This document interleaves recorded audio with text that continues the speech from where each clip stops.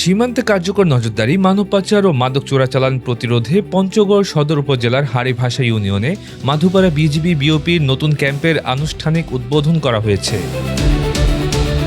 বৃহস্পতিবার সকাল 10টায় প্রধান অতিথি হিসেবে বিজিবির উত্তর পশ্চিম রিজিয়নের commander brigadier general ASM Naser ফিতা কেটে ও নামফলক উন্মোচন করে এই নতুন বিওপির শুভ সূচনা করেন।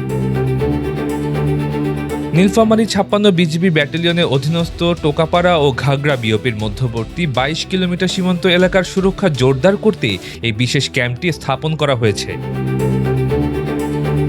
রিজন কমান্ডার বলেন, নতুন এই বিওপি চালুর ফলে নীলফামারী ব্যাটালিয়নের অপারেশনাল সক্ষমতা বহুগুণ বৃদ্ধি পাবে এবং বিজিবি সদস্যরা সর্বোচ্চ নিষ্ঠা, পেশাদারিত্ব ও সততার সাথে তাদের দায়িত্ব পালন করবেন।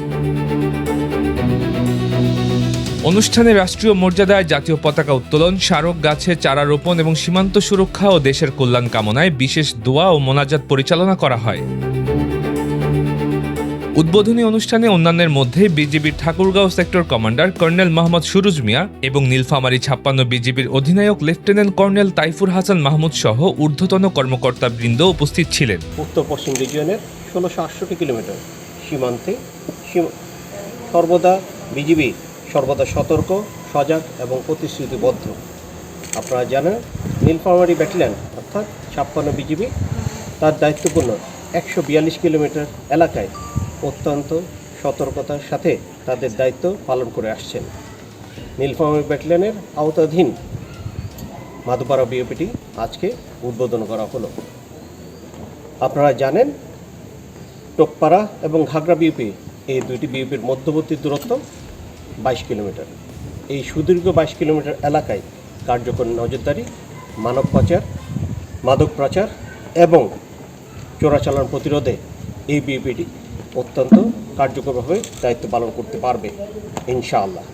আমি বিশ্বাস করি এই বিওপিটি উদ্বোধন করার ফলে নীলফামারী ব্যাটালিয়ন তাদের অপারেশনাল সক্ষমতা আরও বৃদ্ধি পাবে এবং এই বিওপির দায়িত্বপ্রাপ্ত সকল বিজিবি সদস্যবৃন্দ অত্যন্ত নিষ্ঠা, সততা, আন্তরিকতা এবং পেশাদারিত্বের সাথে তাদের দায়িত্ব পালন করবেন।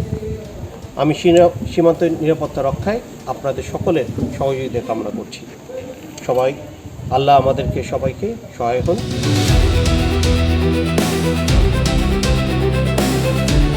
Multimedia desk, Dinajpur TV.